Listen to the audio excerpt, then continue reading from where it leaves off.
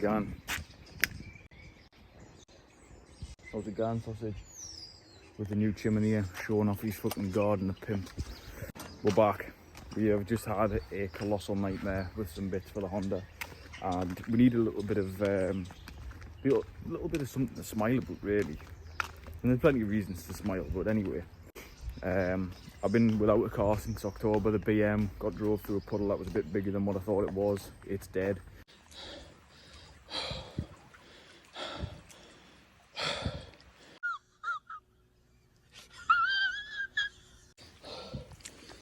And I've been struggling to find a car that I'm even interested in buying. I bought another one, but this one's a little bit different, so it's a bit underwhelming, to be honest. And what we're going to be doing is doing a little bit of preventative maintenance and doing some small modifications to it. Yeah, boy. And I'm going to video it, fuck it, why not? It's a car channel after all, and you're all here to watch us do things with cars, I guess. So without further ado, what would you say the most anticlimactic car reveal video ever is here? These cars are hard to come by. People who know Volkswagens and VAG cars will know this. But it's a Mark 5 or Mark 2 VW Jetta with a funny little badge on the back of it. Now, I've had a few people already say to us, what the hell? I didn't even know they made them. She's got a Golf GTI engine in, which means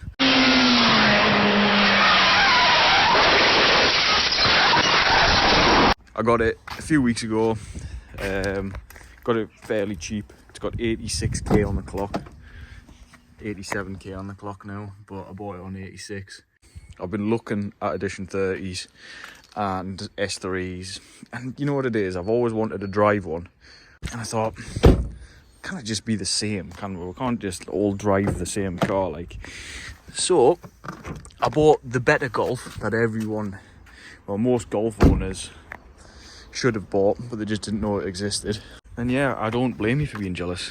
So I did the thermostat on it the other day, and it's golden.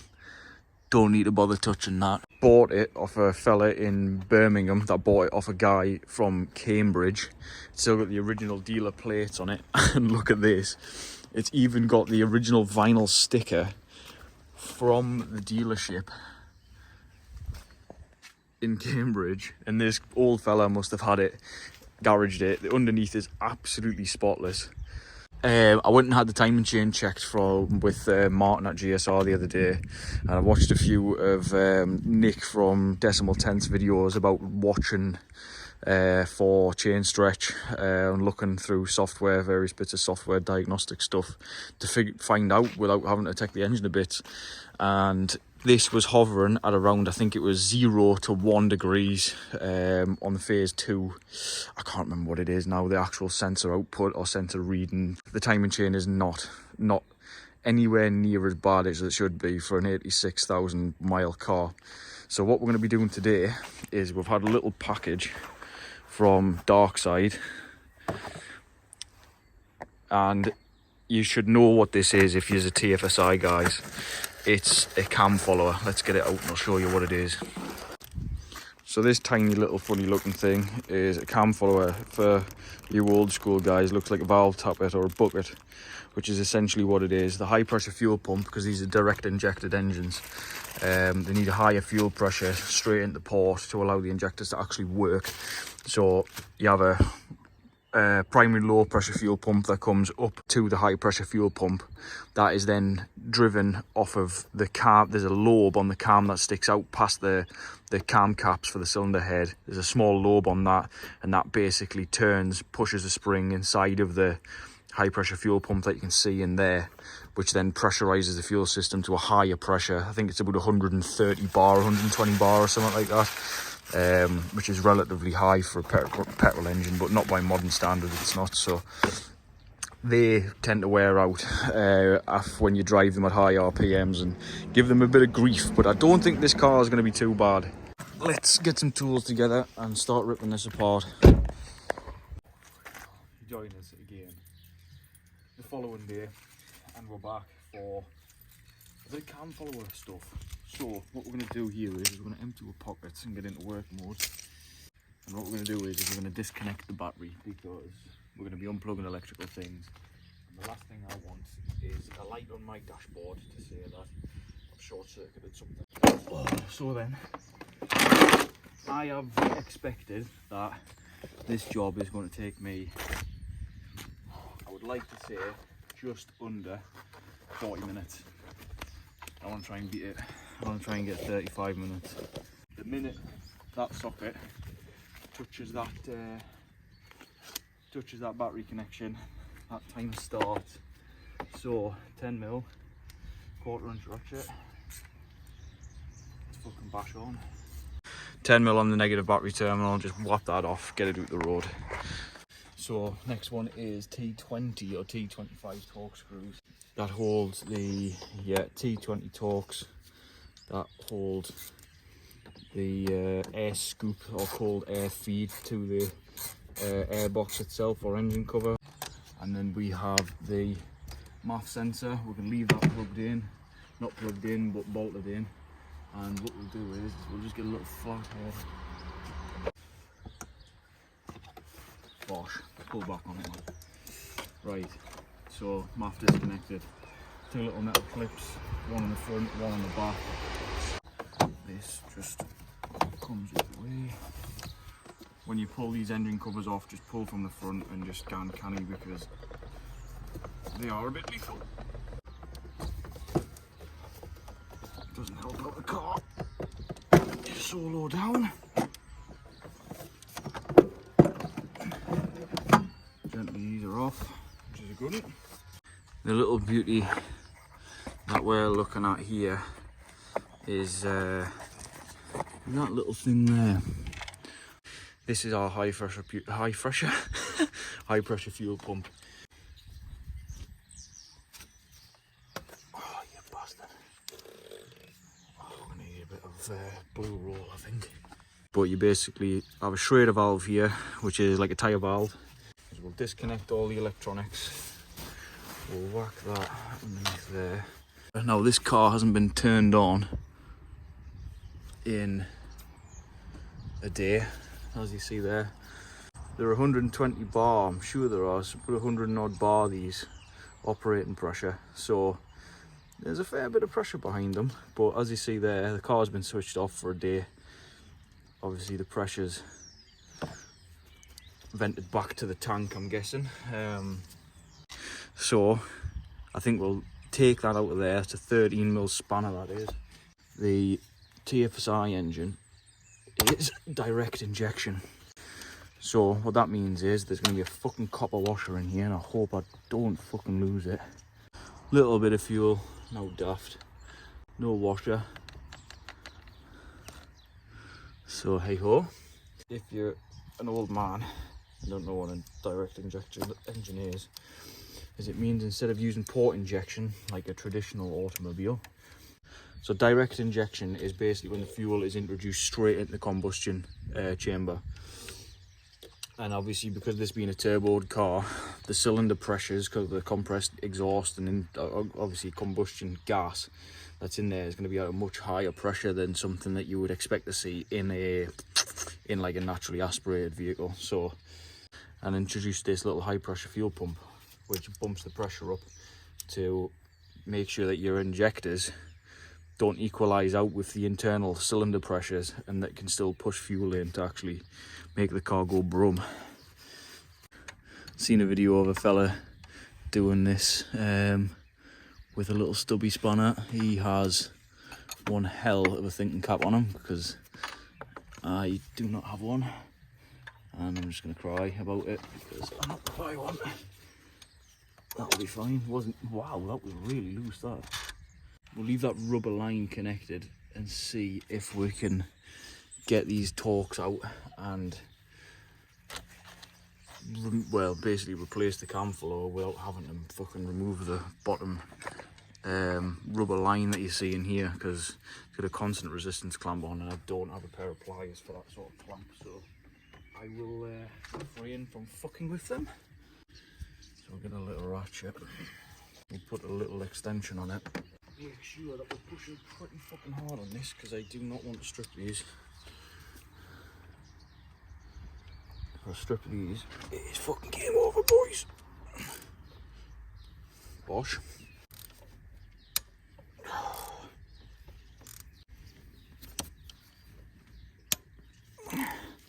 Bosh. How far are we in? 16 minutes in. We can do this. Tell you what, we'll put that in a few threads.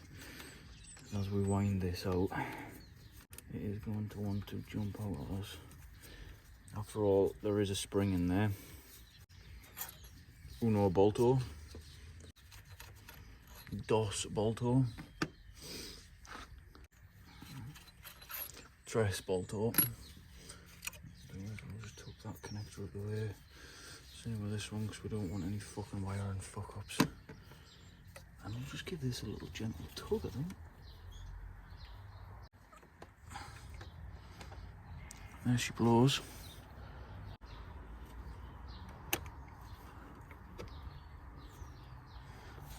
Well then, fuel pump is out and needs cleaned. Now, how bad do you reckon the cam follower is going to be? Because if it's as good as the timing chain, I don't really think that it's going to need change, to be honest. But, whoa, steady. It's going to be interesting to see what sort of nick it's in, because these seem to go bad, or from what I've read, I've not seen it in person, but from what I've read, these seem to go bad after like 10,000 miles. So after not being changed for 86,000 miles, it could have been changed, but there's no paperwork for it. There's definitely no paperwork to suggest that it's been done. So what do you reckon? Let's have a look. Oh my. Oh my.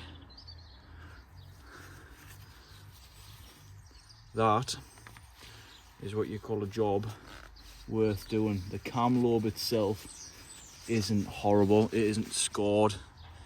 You can just about see in there. The cam lobe itself isn't scored. You see that once you start seeing that scoring, that's took some hammering. That for a part that's 17, 18 years old. She's seen some abuse, whether it's been hard driving or not. I mean, that thing is getting smashed into a camshaft for 17 years. I'm just going to check against the old one and make sure that it... Yeah, it's the same part. Always worth checking, just having a stand back for a couple of seconds and just thinking, is this really what I need to be putting in here? So, old oil, just give her a good lick. Don't ever put anything into any engine, any gearbox, anything with a moving, lubricated system. Don't put it in dry, just don't do it. Do not put it in dry. What I'll do is I'll just slide that bad bitch in, send her on home.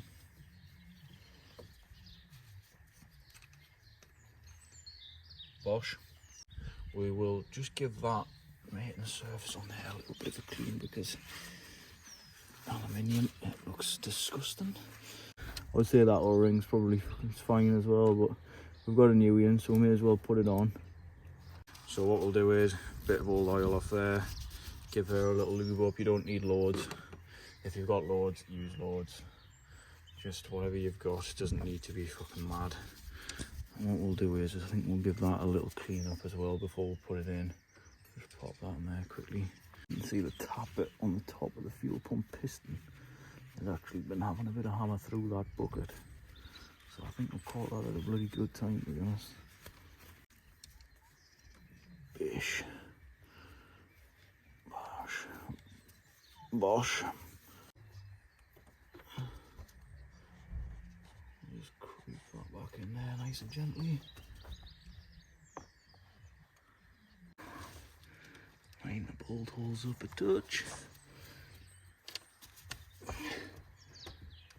Get that bottom hard line lined up.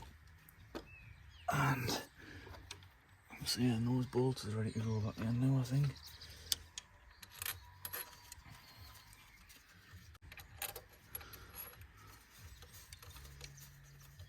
Little quick job after work, eh?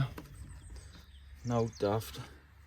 I think it's pretty important that if you buy one of these cars that you should look to see if one of these has been done before buying it. You get anything with literally over 50,000 miles on it and it hasn't had the cam follower changed, there's a good chance that if it's been driven hard in its lifetime that it is going to need changing, because they just have a shit design. The later EA113 engines have a roller cam follower design, so instead of it being a solid bucket or like a cap follower sort of style thing, they have a similar sort of style, but instead of having a solid faced lifter like that, they have a ball bearing roller on the cam so that it spins freely. It's not like a tolerance sort of impact and fiasco. 10 Newton meters. So what we'll do is put a little bit of a turn on each one, alternating sides as we go.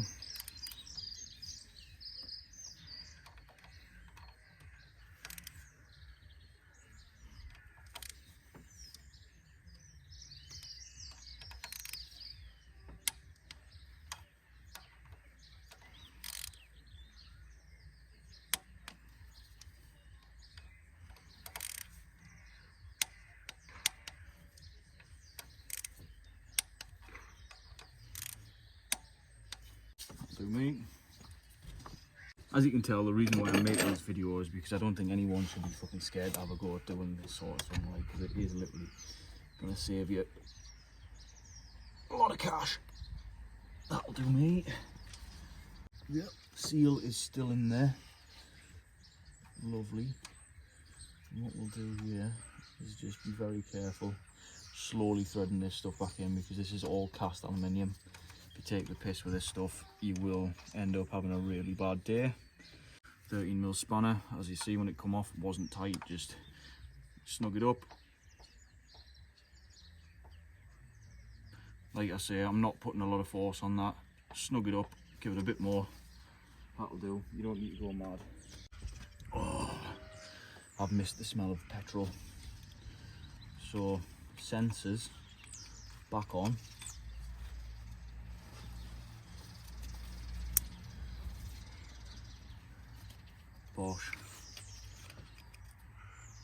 Bosch PCV hose, get that click back on.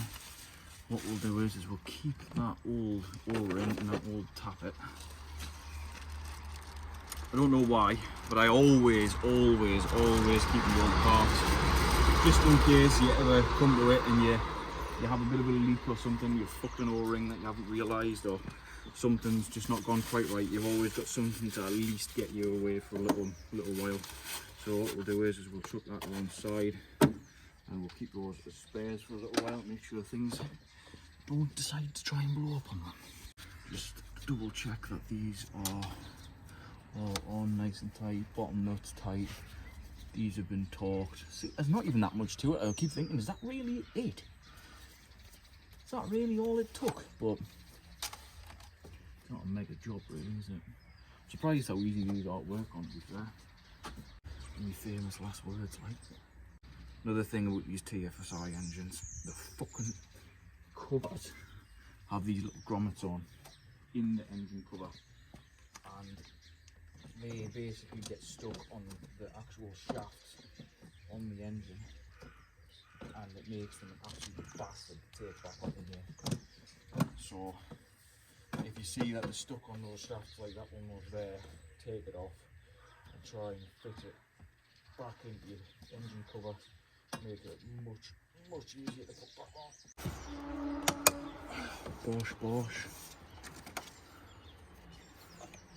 Bosch. Knock back in. Bosch. What's going on with this cover here, like?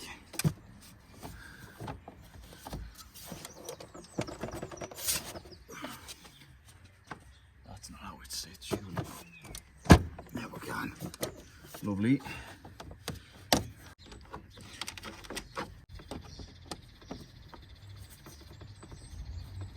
So the old cam follower, I would say, is probably one of the most important jobs to do on one of these second-hand cars, because you just never know if it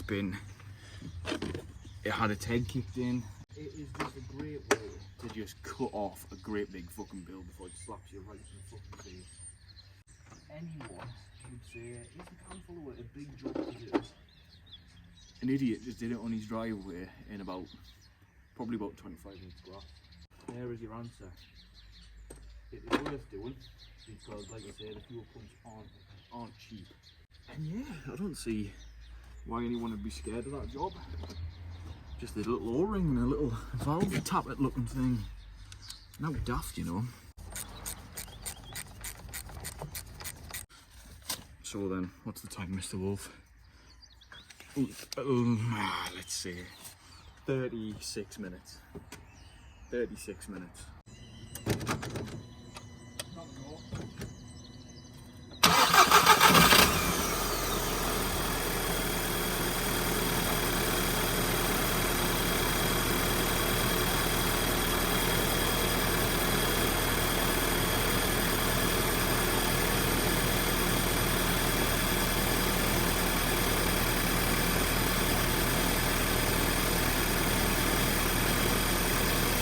Bosh. So then, that is the little valve tappet bucket, cam follower, high pressure fuel pump, piston rod thingy done. So, you know what that means?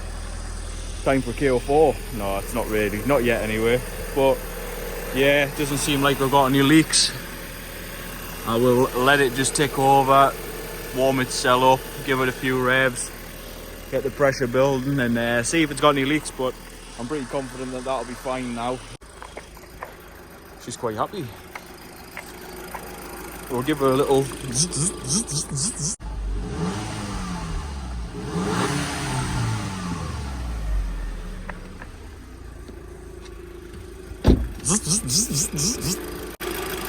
yeah, well, I haven't got any leaks from there, like, boys. A bit of a cunt to see with the standard airbox on, but it won't. The standard airbox won't be on it for long, trust me. So I'm going to pack my tools up, and we'll maybe see you soon for some Honda content, because I have nearly finished buying all of the rear suspension components. As you can see, I've finished the front, hard race, spherical, everything. And yeah, it's been a hard few months cash wise, a few other problems, but yeah, we're getting there, slowly making moves. But for now, we're gonna go home, we're gonna go and get some dinner, turn this thing off, and yeah,